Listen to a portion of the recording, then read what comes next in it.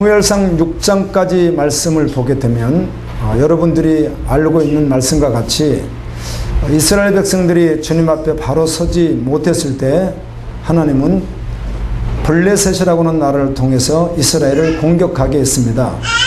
그 일로 많은 사람들이 전쟁에서 죽기도 하고 나라가 황폐화되기도 하고 그리고 법궤까지 빼앗겼습니다. 그런데 하나님은 하나님의 역사로 말미암아 법궤가 다시 돌아오도록 했습니다. 그 법궤가 돌아와 아비나답이라고 하는 사람의 집에 20년 동안 있었습니다. 이스라엘로 돌아온 법궤가. 그러다 보니까 이스라엘이 하나님을 사모하게 되고 하나님을 찾게 되고 하나님을 예배하게 되었습니다. 바로 그때입니다.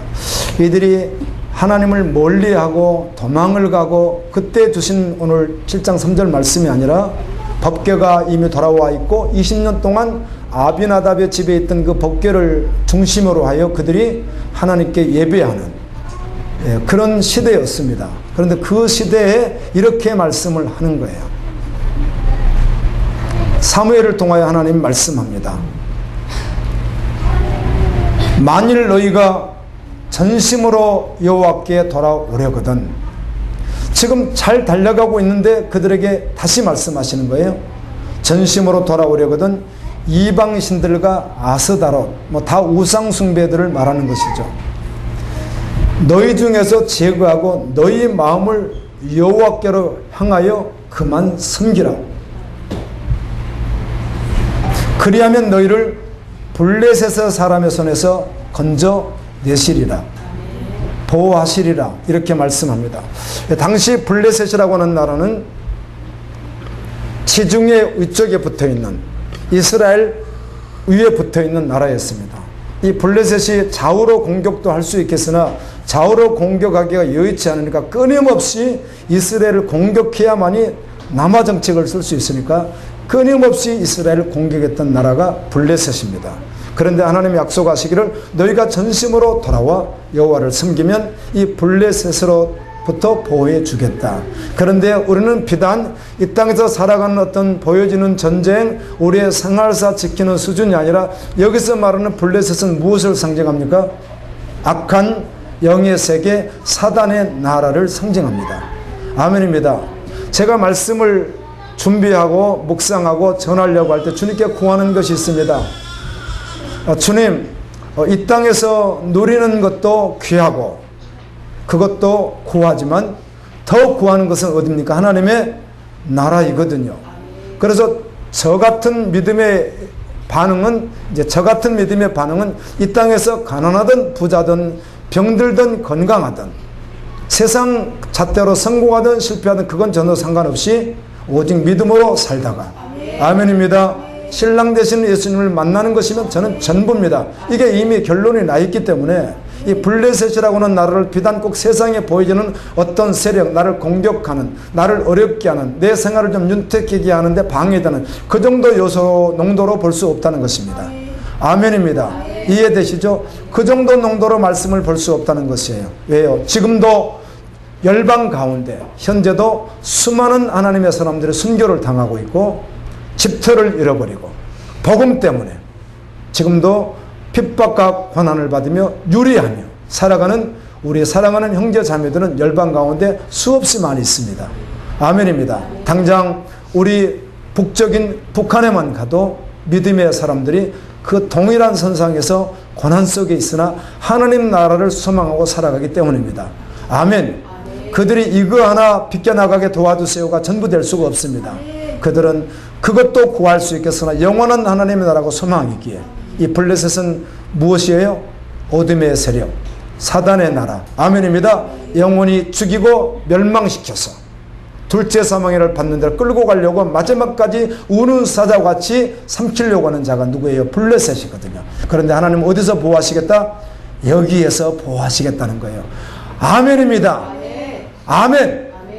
너무 감사하죠. 그래서 오늘은 전심으로 주님 앞에 서자 이런 제목으로 말씀을 전하려고 합니다.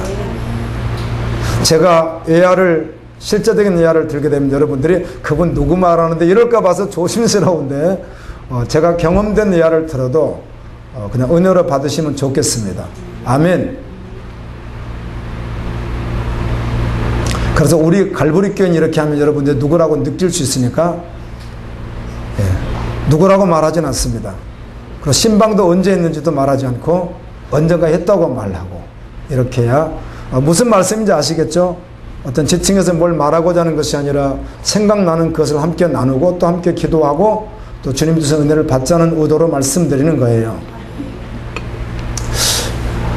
말씀을 계속 이렇게 묵상하는 가운데 말씀을 보는 가운데 자기는 예수님을 확실히 믿는다고 확신했고 나는 믿음의 사람이라고 생각했고 나는 구원은 분명히 받은 자라고 생각했고 그렇게 달려가는데 어느 날 어떤 말씀을 보다 보니까 자기가 그 말씀에 순종하기가 여의치가 않는 거예요. 어떤 말씀에 딱 부딪히니까. 그래서 갈등하기 시작합니다. 내가 믿는다면 이 말씀도 받아들여야 되는데 순종돼야 되는데 이 말씀은 순종하기가 쉽지 않더라는 것이죠. 여러분 말씀을 묵상하고 또 주님 앞에 한번 나가보려고 힘쓰고 애쓰는 사람들을 경험할 수 있는 것입니다. 보통 교인들이 경험할 수 없는 내용이거든요. 근데 거기에 딱 걸리니까 그럼 어떡하지? 어떡하긴 어떻게 주님께 더욱 나가야죠. 그런데 주님께 나아가는 것보다는 조금 멈춰버리는 그런 모습을 보았습니다. 안타까울 때가 있는 것이 무엇인가 하면 요한복음 9장 말씀에 보면 나면서부터 장님이었던 사람을 안식일날 주님이 불쌍히 여기시고 고쳐주십니다. 그런데 안식일날 고쳤다는 것 때문에 바리새인들, 당시 종교인들입니다. 오늘날 보면 교회 지도자들, 교회 사람들이 비난을 하기 시작합니다. 끝까지 믿지 않고 계속 비난합니다. 그런데 그 나았던 자가 다시 예수님을 만나서 예수님을 바라보고 하는 이야기가 주여 저는 주님을 믿나이다. 이렇게 고백을 합니다. 그때 예수님이 반대하던 바리새인들을 향해서 이렇게 선포합니다.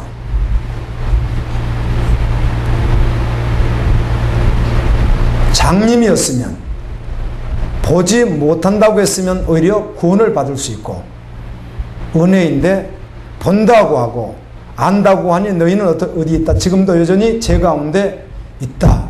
이렇게 말을 하니까 바리새인들이 그럼 우리가 장님이란 말인가? 이렇게 반문합니다. 무슨 말인가 하면 나는 구원받았습니다. 나는 말씀을 압니다. 그런데 그게 정말 진리 가운데 제대로 거하면 상관이 없는데 그렇지 않을 경우는 이게 아주 심각해지거든요. 차라리 저는 아니에요. 저는 말씀을 아무리 들어봐도 저는 아닌 것 같습니다. 그러면 주님을 떠나지 말고 어떻게 해야 되는 거죠? 더욱 주님의 긍휼을 구하고 은혜를 구하는 자로 나가야 되잖아요. 그런데 이걸 모르니까 분명히 아닌 것 같은데 자신은 구원받았다고 착각을 하고 그냥 대충 지나가 버리는 이게 가장 무서운 것이라는 거예요. 이것은 본다고 말하니까 사실은 어때? 보지 못하는 것이 된다는 것입니다. 저는 종종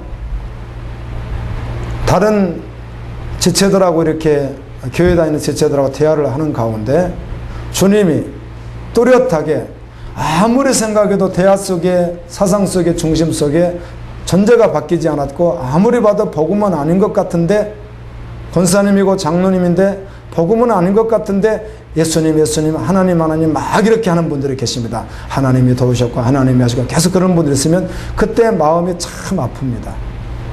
저분이 차라리 하나님을 모른다고 했더라면 아멘입니다. 말씀을 들을 수 있는 기회가 주어질 텐데 주님이 하실 수는 있지만 지금 현재로는 자기가 그렇게 말하니까 말씀이 들어가요 안 들어가요? 안 들어가는 것이죠. 그럴 때가 가장 마음이 아파요. 분명히 예수님이 아닌데 예수님 하나님 계속 그러는 분들이 계세요. 그때가 가장 마음이 아플 때 여러분 주님이 말씀하시면 말씀의 거울에 비춰서 그 말씀이 믿어지면 달려가십시오. 그런데 그 말씀 앞에 딱 섰는데 걸리는 거예요. 난 못하겠는데 그런데 여러분, 못하겠다고 뒤로 물러설 수 없는 것이 히브리서 10장에도 말씀하시기를 뒤로 물러나 침륜에 빠질 자가 아니라 우리 누구예요? 구원에 이르게 하여 다시 오실 주님을 바라보는 자가 돼야 되잖아요. 아멘입니다.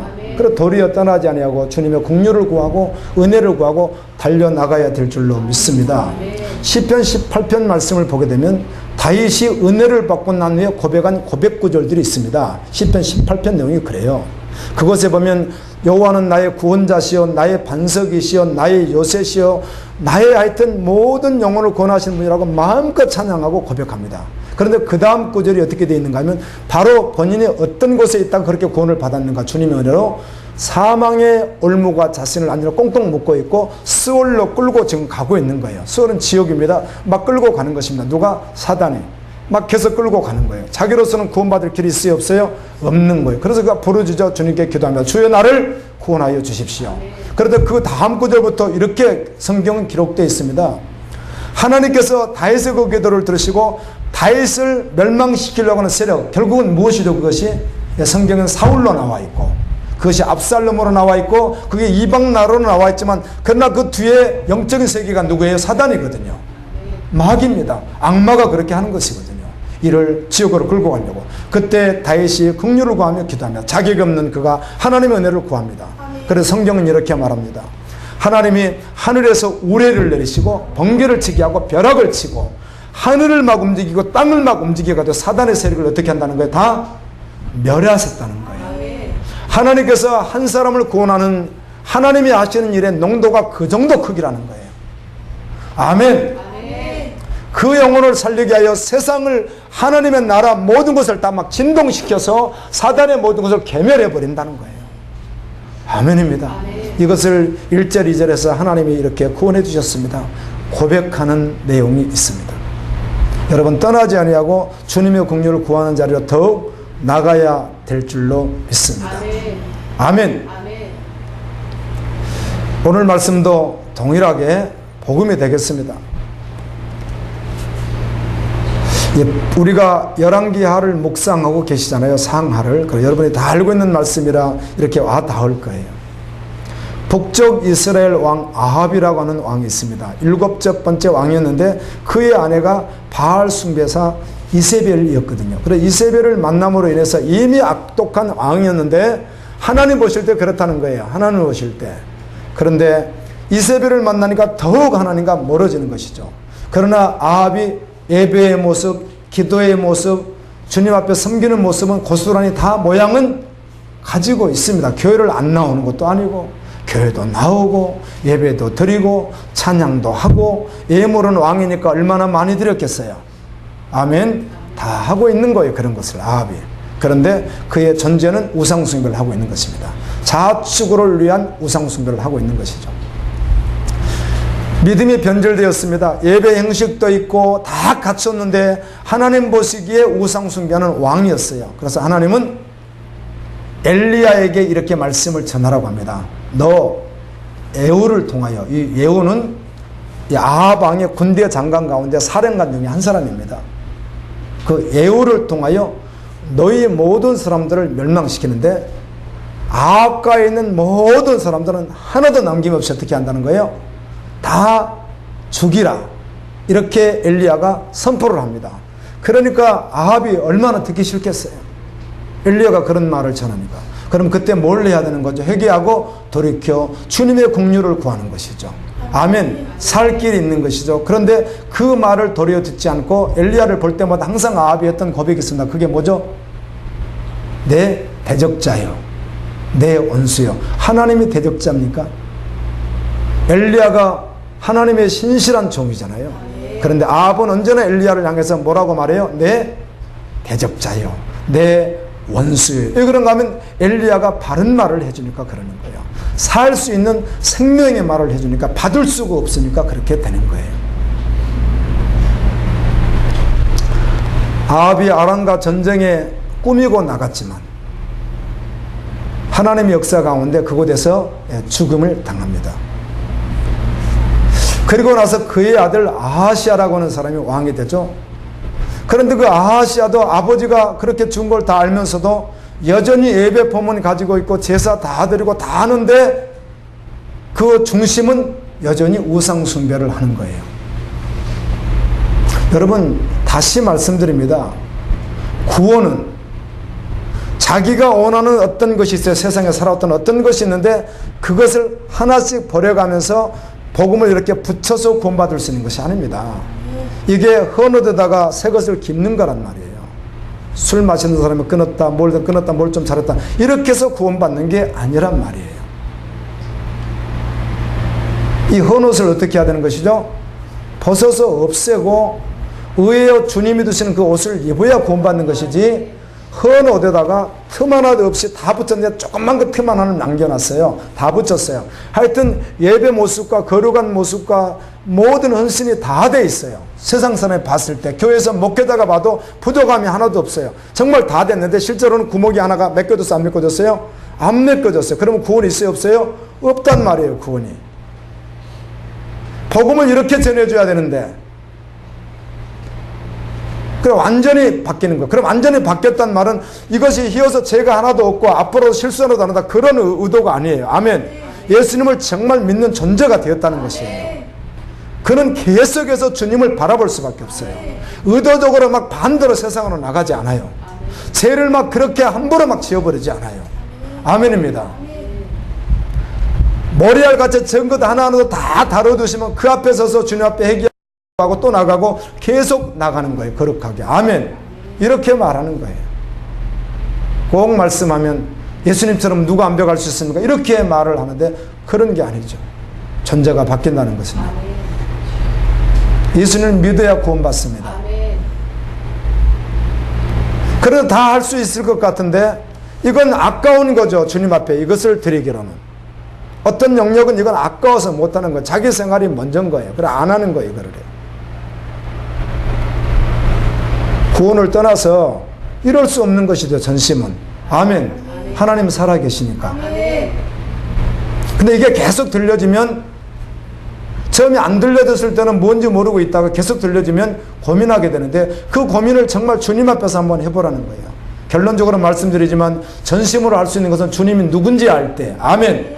주님이 우리에게 무슨 일을 하셨고 지금 우리를 어떻게 그분이 보호하시고 사랑하시고 그분이 어떤 영원한 나라를 준비하시는지 주님에 대해 정말 알면 알수록 전심이 될 수밖에 없는 것이거든요.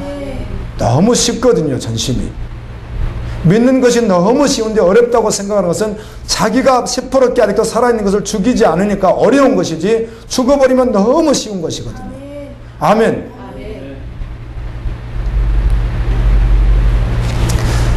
생각이 나서요. 제가 주님이 하도 불러서 교회를 제발걸음으로 가게 되었고 예수님을 믿고 전부가 되었던 그런 은혜를 주시기에, 옛날엔 다 어렵게들 사셨지만 제 시대 다 어렵진 않습니다. 제 나이에 다 이렇게 국민학교만 나오고 그렇지 않습니다. 제 나이도 대학 나온 분들 있고 대학원 나온 분들 있고 우리 고향 친구들도 어지간하면 중고 다 나왔습니다. 제가 유독 못 나왔죠. 가난해서. 제 나이에 국민학교 나온 사람들 있지만 많지 않습니다. 우리 마을에도 많지 않았습니다. 겨우 몇 사람 정도 있었고요. 다 중학교 이상 다 갔습니다. 우리 나이 때도. 전 못 갔어요. 돈이 없어. 가난해서. 그리고 배우는 게 없으니까 일하는 것도 그 수준으로밖에 할 수 없었습니다. 요즘에는 그런 일을 하면 그 공장 문을 닫는 시대가 돼서요. 지금 그렇게 일할 수 없습니다. 그런 일을. 3D 업종은 지금은 양잿물, 하약, 약품 이런 거를 막 주무르고 막 만지고 막 맞고 이러던 시대였거든요. 지금은 그렇게 하면 안 되잖아요. 공장에서. 그렇게 다 유해하다고 해서 그거 다 없애버리고 지금 그렇게 하는 시대가 지금 벌써 되었어요. 자연 환경 때문에도 그렇고. 우리 때는 그렇지 않았어요. 그 독한 양잿물 먹으면 죽습니다, 여러분. 그걸 맨날 손 씻고 발 닦고 막 닦고 얼굴도 그걸로 닦고 막 이러던 시대에 그런 공장이 있었어요. 보증금 10만원, 20만원에 월세 3만원, 방 한 칸. 내일을 어떻게 살아야 될지 알 수 없는. 당장 공장을 나오면 요즘같이 3D 업종이 있는 시대가 아니에요. 아무 데나 가면 일할 곳이 있는 시대가 아니에요. 우리 시대는. 지금은 본인들이 힘들어서 안 하지 일할 곳은 널려 있습니다. 지금. 그렇죠. 근데 본인이 힘들어서 그 일을 안 하는 것이지 일은 널려 있습니다. 지금 할 때가. 우리 때는 그렇지 않았습니다. 하고 싶어도 갈 데가 없을 때예요.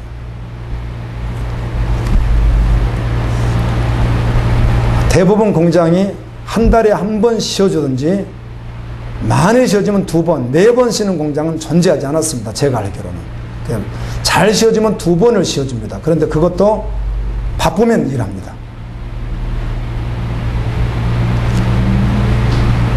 믿기 전엔 세상 그대로 따라갔죠. 그런데 예수님을 딱 영접하고 나니까 안식일을 기억하여 거룩하게 지켜라는 주님의 음성이, 아멘, 너무 생생한 거예요.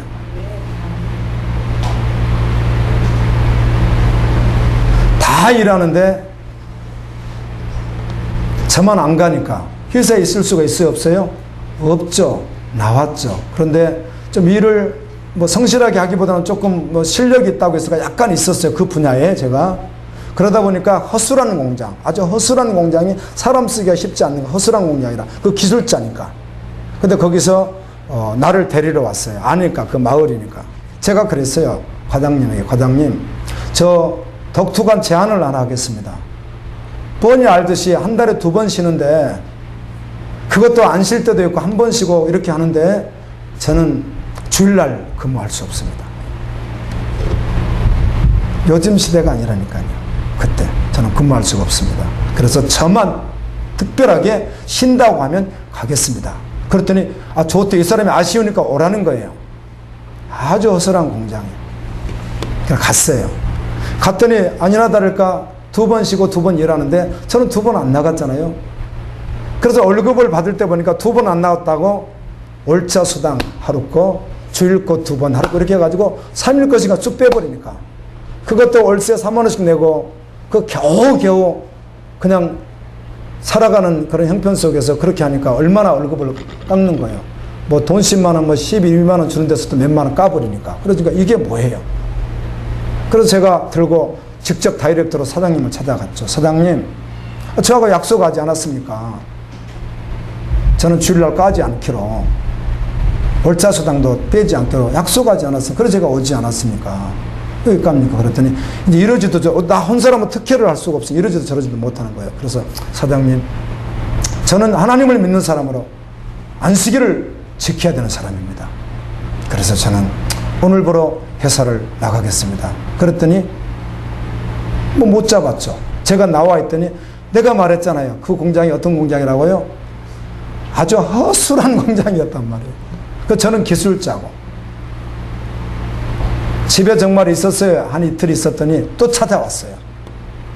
과장님이 또 왔어요. 그럼 또 물었죠. 그러면 저는 해줍니까? 해준다는 거예요. 갔습니다. 제가 여러분 신학교 들어가기 전까지 그때 공부만 마치고 한 1년 동안 있는 가운데요. 저만 주일 쉬고 일을 했습니다. 한 60명 되는 종업원 가운데.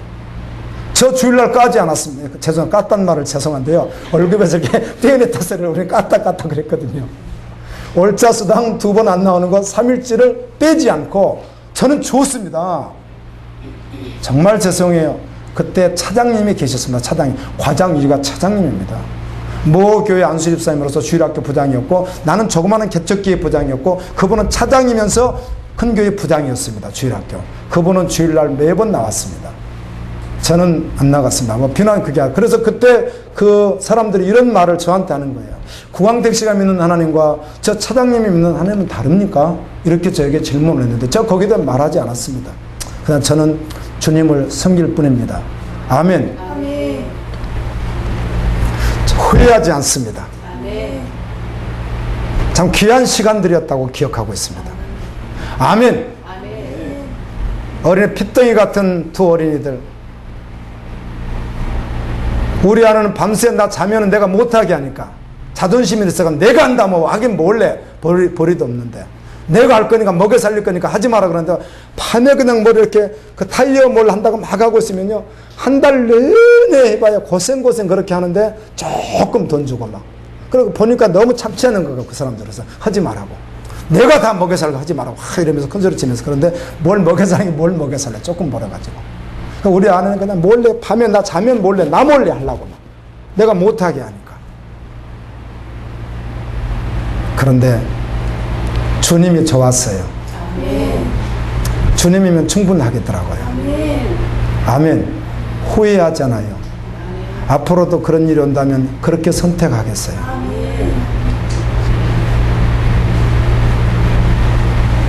주님 살아 계시거든요.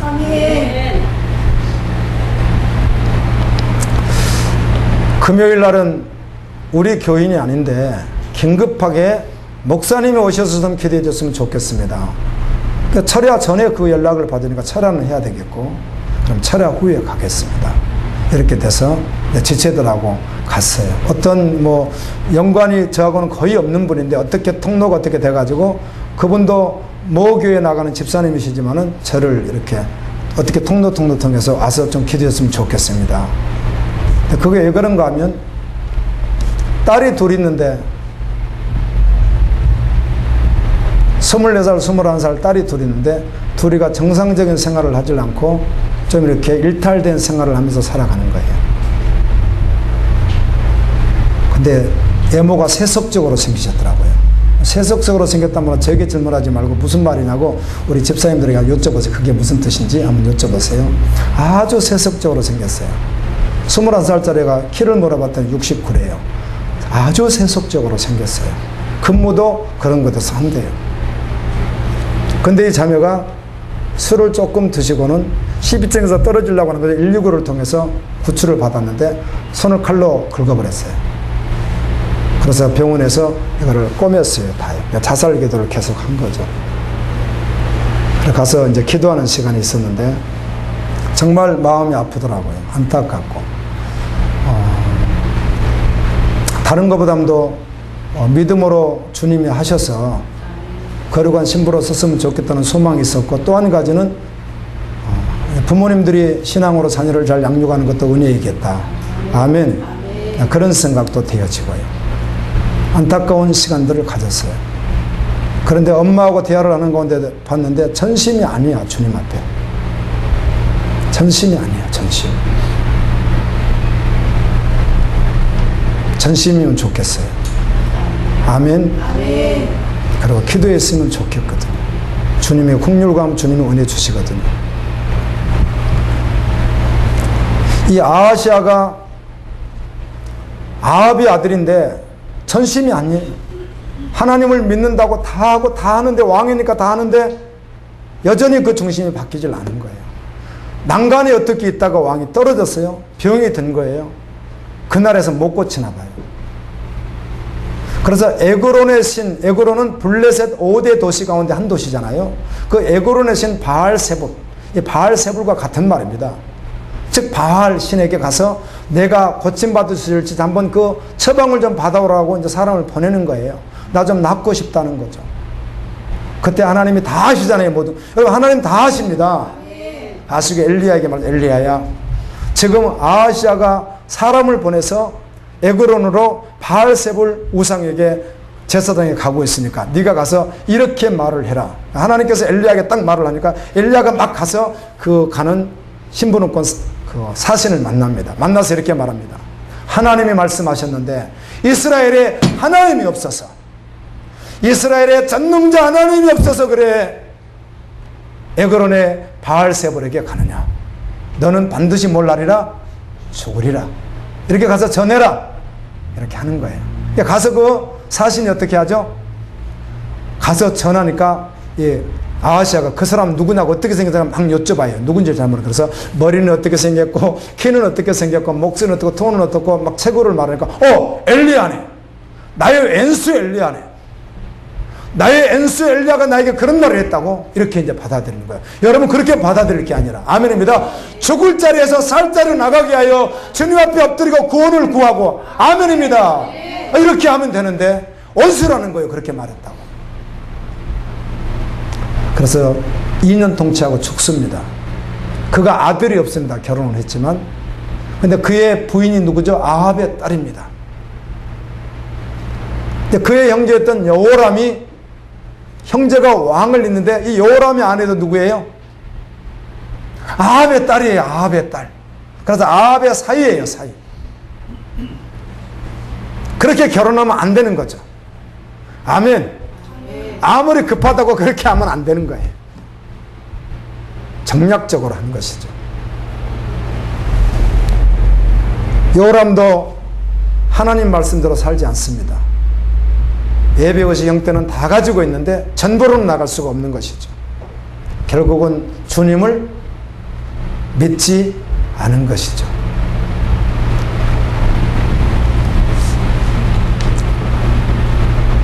엘리야를 통해서 예언했듯이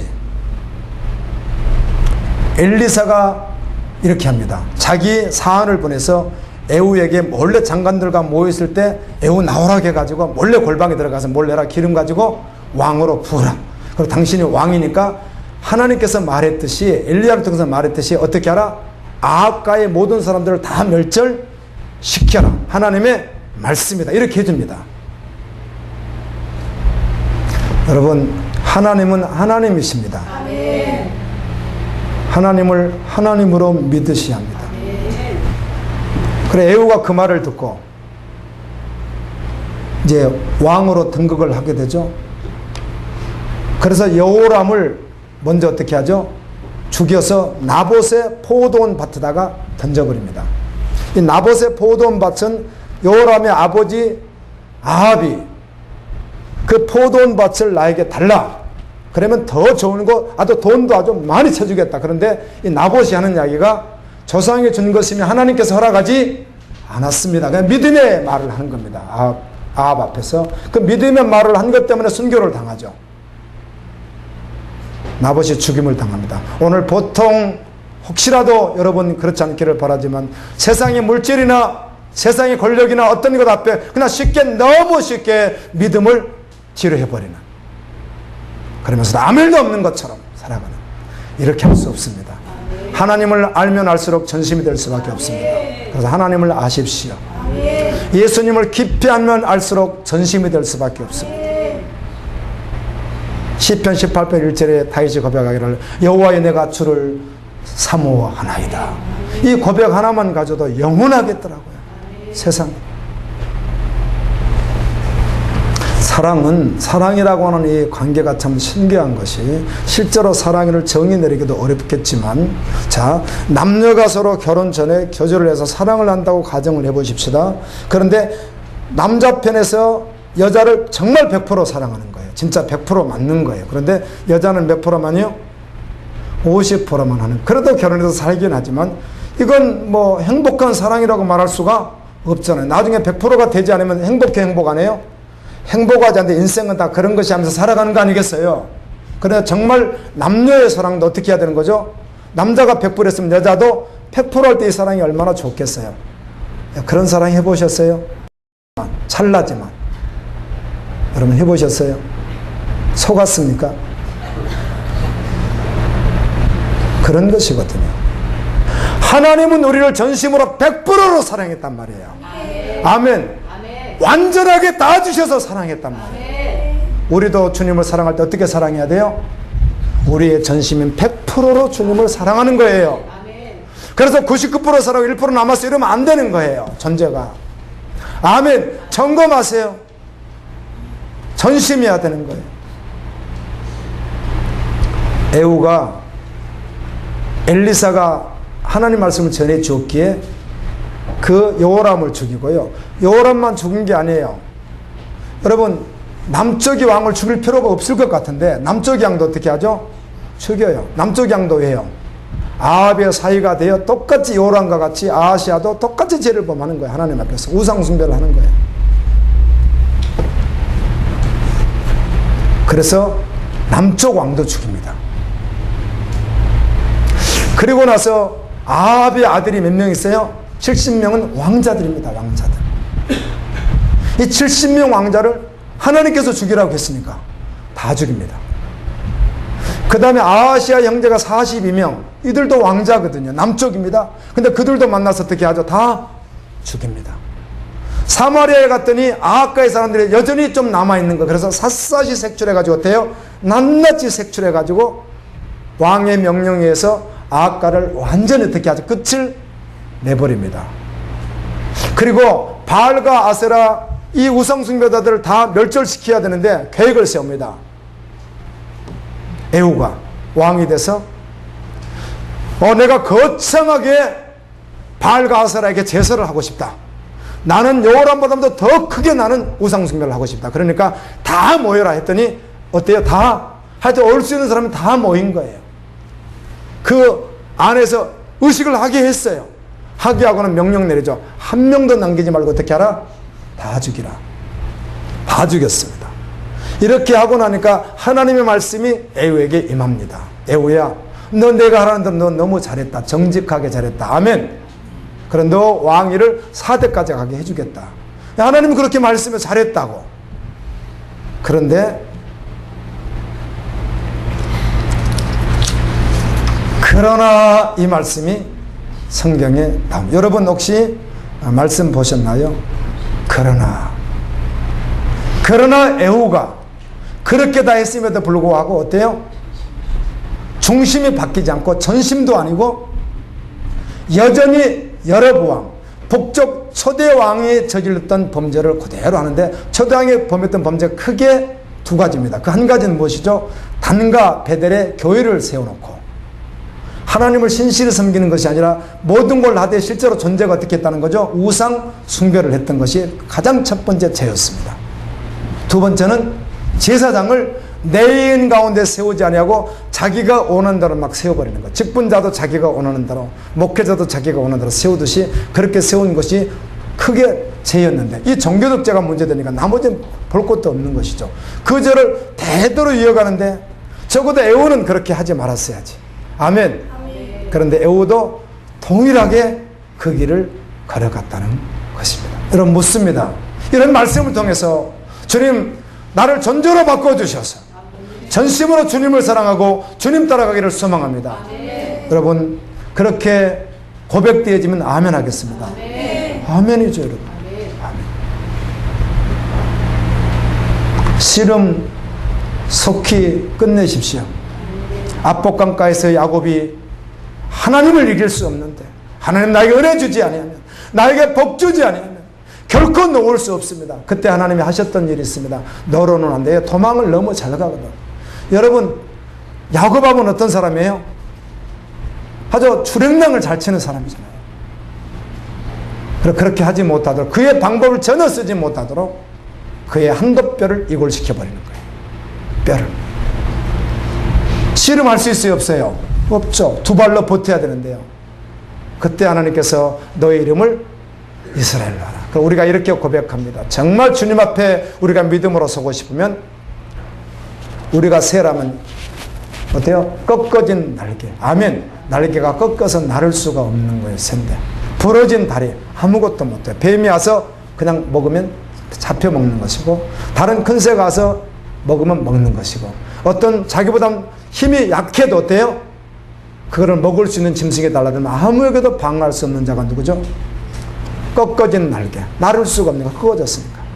부러졌어 다리가. 옴짝달싹도 못해. 이제는 뭐밖에 바라볼 게 없어요? 신이신 여호와 하나님. 아멘. 하나님이 도와주지 않으면 아무것도 할 수 없습니다. 이렇게 존재가 돼서 고백할 때 주님은 그 고백을 받으시는 분이에요. 당자가 정말 내가 이러다 죽겠구나 하고 죽게 돌아오듯이 주님은 그렇게 하고 돌아오는 당자를 내치지 않으셨어요. 목욕을 시켰어요. 그리스도의 보혈의 피로 그를 씻기셨어요. 그리고 의복을 입혀주셨어요. 새 의복을. 가락지 언약을 다시 갱신해 주셨어요. 너는 내 자녀라고. 어린 양의 혼인잔치와 같이 천년 동안 왕노릇 하듯이 그를 그렇게 맞아주셨다. 아멘입니다. 아멘. 시편 119편에 보면 이런 말씀이 있습니다. 여호와의 증거들을 지키고 전심으로 여호와를 구하는 자는 복이 있도다. 여러분 말씀을 다 받으셔야 돼요. 전심으로 여호와를 구하는 자 한번 해보겠습니다가 아니라 그 앞에 뭐라고 되어 있어요? 여호와의 증거들을 지키고라고 되어 있습니다. 다 지키셔야 됩니다. 걸리는 것이 없을 때까지 주님 앞에 은혜를 구해야 됩니다.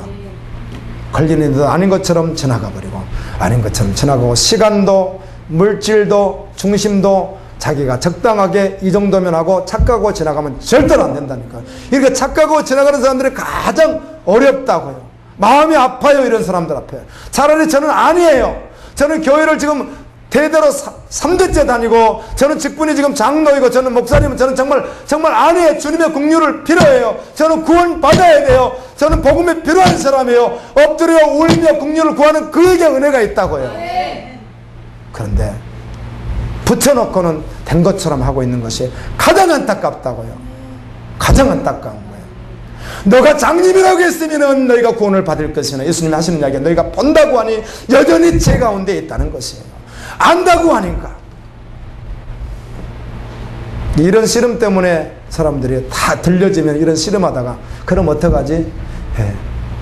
교회를 갈 수도 없고 안 갈 수도 없으니까 차라리 그냥 안 가는 게 낫겠다. 여러분, 아닙니다. 주님 앞에 더욱 나가야 됩니다. 천국과 지옥이 있거든요. 하나님 살아 계시거든요. 회개하고 돌아오는 자에게는 언제나 주님은 은혜가 풍성하시고 긍휼이 풍성하시고 인내하시고 자비로우신 분이란 말이에요. 성경은 언제나 주님을 그렇게 말해요. 누구에게요? 어떤 자리에 어떤 모습이라도 회개하고 돌이키는 자에게 주님은 언제나 긍휼의 하나님이란 말이에요. 아멘. 우리가 어떤 근거로 무엇으로 어떻게 구원받을 수 있겠어요? 사실을 알고 주님의 긍휼을 구할 때 주님 불쌍히 여겨주시는 거예요. 그런데 존재를 모르면 바뀔 수가 없거든요. 그러다가 딱 그날이 끝나면 주님 모른다고 하면 모르는 것이거든요.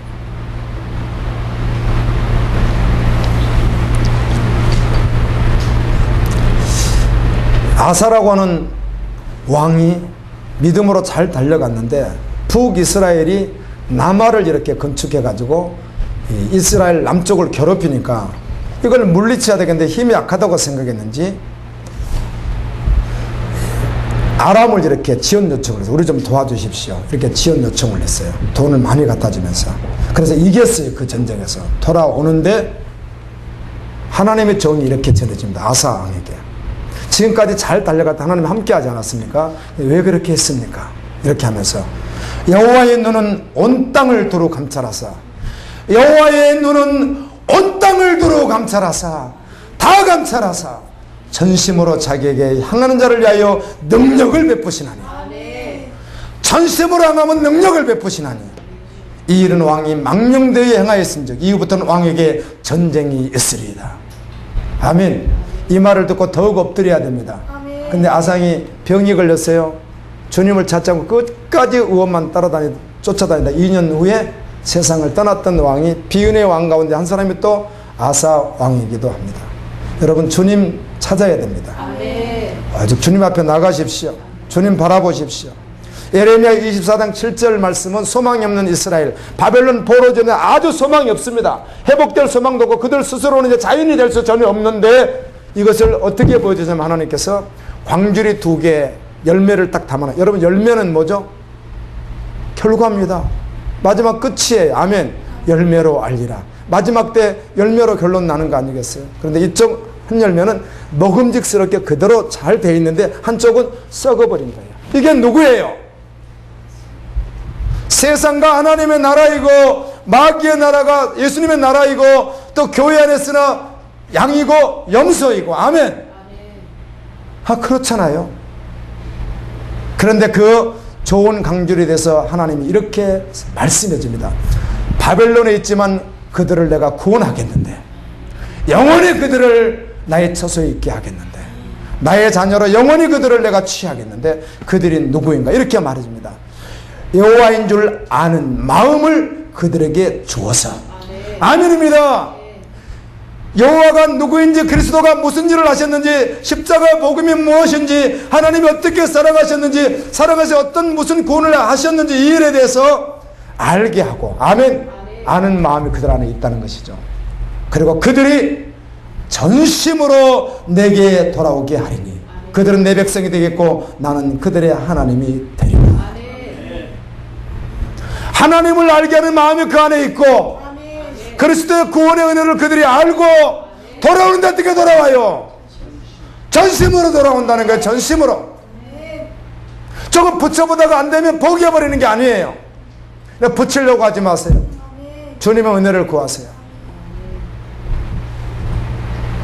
붙여서 구원받는 게 아니잖아요. 더러운 옷에 새 것을 붙여서 구원받는 것이 아니라 더러운 옷을 벗어버리고 그리스도의 옷을 입어야 구원받는 거 아니에요. 이 옷을 입었다면 어떻게 되는 거죠? 더러우면 빠는 자. 그 놀랍게도 요한계시록 신약성경 70번의 복 가운데 마지막 복인 요한계시록 22장 14절에 뭐라고 해요? 두루마기를 빠는 자가 복이 있다. 두루마기는 옛날에 우리가 입던 옷이 다 두루마기란 말이에요. 다시 말하면 허물이 있어도 회개하고 전심으로 회개하고 주님께 한 걸음 또 한 걸음 또 한 걸음 주님 없이는 살아갈 수 없는 존재가 되어서 죄를 범했어도 주님 살리다가 그 자리에 엎어지고 그리고 주님밖에 없습니다 달려가는 그렇게 하라는 거예요. 주님. 시편 116편도 동일하게 18편 말씀과 같이 사망의 줄이 나를, 여러분 사망의 줄이 나를 둘렀단 말은 여러분이 지금 적군 앞에 이렇게 포승에 묶여서 이제 죽음을 기다리겠다고 생각해 보세요. 참 성경은 왜 그렇게 말씀을 써놨었는지 우리 유치부 애가 그 말씀을 보다가 당황했다고 하던데요. 말씀 묵상을 하다가 애 엘리사에게 대머리여 대머리여 가거라 가거라 했다고 애 그들에게 또 하나님의 종이 가서 또 저주를 퍼붓고 저주를 퍼부니까 앙콘 2마리가 달았대 또 그 40여 명이나 또 다 찢어서 죽였는지 이해가 안 된다고 하잖아요. 여러분 아합의 아들 70명의 머리를 어떻게 해오라고 하죠? 에후가 그 밑에 있는 신하들에게 뭐라고 하죠? 너희가 내 신하가 굳이 되고 싶다면 아합의 아들 70명의 머리를 어떻게 하라? 잘라가지고 자기의 가져오래잖아요. 이런 말씀들을 보면은 참 정서적으로 받기가 어렵지만 그러나 여러분 육신의 죽음은 아무것도 아니에요. 그날의 영원한 심판이 있잖아요. 아멘. 육신의 죽음 아무것도 아니죠. 이해할 수 없는 말씀들이 참 많습니다. 성경에. 주님이 두려우십니까? 두렵다면 두렵고 떨림으로 경외하다는 것도 맞지만 두렵다면 정말 주님의 긍휼을 구해서 나 주님 사랑합니다 고백할 때까지 믿음으로 달려가십시오. 그래서 그런 여지를 끊어버리십시오. 여러분 저에게 여러분이 질문한다면 목사님에게 가장 두려운 것이 무엇입니까 하면은 모욕당하는 거, 인격 모독당하는 거. 그래도 어떻든 이렇게 목회자로 이렇게 평생을 살아왔는데 갑자기 어제도 어떤 분이 카톡을 보내서 서울의 모 대형교회 어떤 목사님이 그 교회 여자 집사님과 불륜을 일으켜서 본인이 커밍아웃 했고 그래서 그분이 사임하기로 했고 그래서 자기 부인하고 이혼하기로 했는데 사모님하고 이혼하기로 했는데 그게 거짓말이었고 그 집사님은 속았다고 해가지고 그 집사님이 열받았고 뭐 그런 내용들이 공개적으로 밝혀졌어요. 여러분 인터넷 들어가면 밝혀진 내용이에요. 이런 것들은. 예를 들면 얼마나 치욕적이겠어요? 그렇지 않을지라도 어떤 치욕적인 모습으로 내가 드러났는지 그런 건 두렵지 않고요. 그런 것이 두려운 것이 아니라 지금 세상에서 망하고 이런 게 두려운 것이 아니라 무엇이 두렵죠? 마태복음 10장에 있는 말씀과 같이 너 육체를 멸하는 자를 두려워하지 말고 너의 육체와 영혼을 함께 멸하는 그를 두려워하라. 예. 혹시 제가 두려워한다면 그걸 두려워할 수 있겠으나 여러분 이 두려움 속에 어떻게 갇혀 있을 수 있겠어요? 불안해서. 여러분 구원에 대한 두려움이 있습니까? 주님 앞에 나가십시오. 그래서 이거 끝내십시오. 그리고 주님 사랑하십시오. 그리고 황홀한 사역자로 달려가십시오.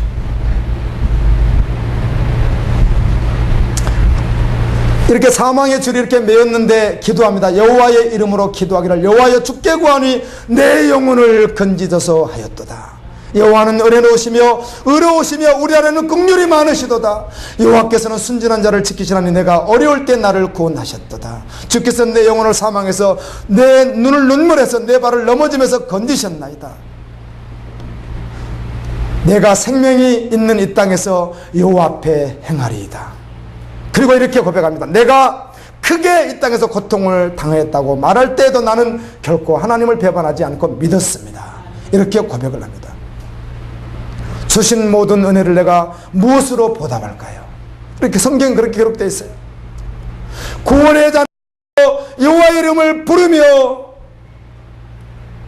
주님을 경배하며 찬양하겠습니다. 아멘. 그리고 마지막으로 이렇게 고백하더군요. 여호와여 나는 진실로 주의 종이요 주의 여종의 아들 곧 주의 종이라 주께서 나의 결박을 푸셨나이다. 내가 주께 감사제를 드리고 여호와의 이름을 부르리이다. 여호와의 이름을 부른 자는 구원을 받습니다. 아멘.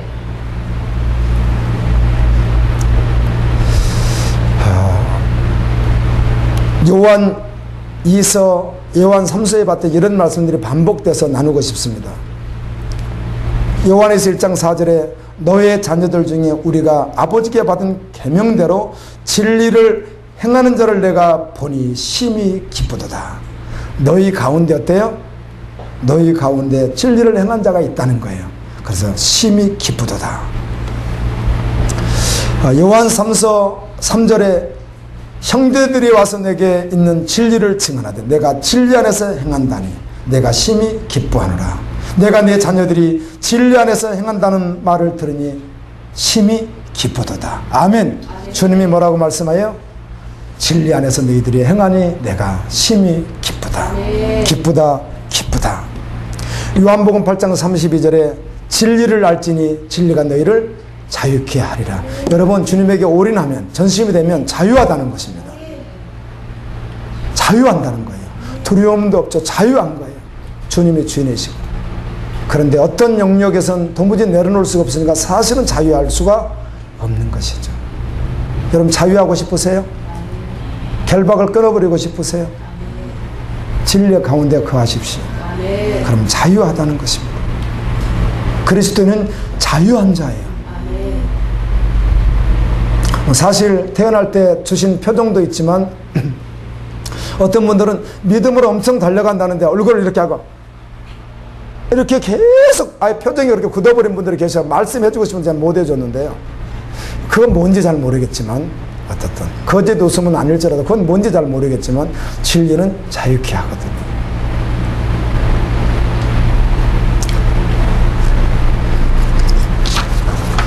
말씀을 맺겠습니다. 예수님이 요한복음 6장에서 그 어마어마한 오병이의 기적을 행하고 난 후에 사람들이 예수님을 왕 삼으려고 했습니다. 와! 예수님 믿으면 축복받겠네. 예수님 믿으면 물질만큼은 확실하겠네. 예수님 왕 삼아야 되겠네. 그럴 때 예수님이 야 얘들아 여기 있다가는 안 되겠다. 얘들이 나를 잘못 알고 있어. 빨리 가자. 그리고 어때요? 얘들을 막 제자들을 재촉해서 빨리 배 타고 가게 하고 예수님은 올라가셔서 기도하십니다. 아멘. 그리고는 아침에 만났는데 사람들이 얼마나 쫓아내는 몰라요. 예수님 왕 삼아야 된다는 거예요. 세상에. 물질 문제만큼 이제 의식주 문제는 끝났다는 거예요. 예수님 때문에. 그때 예수님이 진리를 선포하기 시작하죠.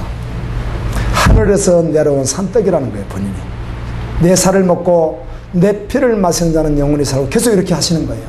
광야에서 만나를 먹었던 그들은 죽었거니와 내 살과 피를 먹는 살자로 자꾸 이렇게 말씀을 하시니까 뭐야 이거 이렇게 듣다가 한 사람 두 사람 어때요?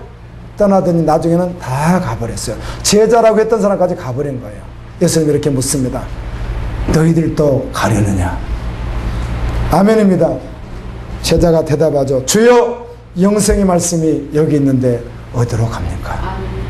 여러분 진리의 말씀을 듣고 전심으로 서라는 말씀을 듣는 가운데 걸리는 것이 있습니까? 걸려 넘어지지 마십시오. 성경은 이렇게 기록해 줍니다.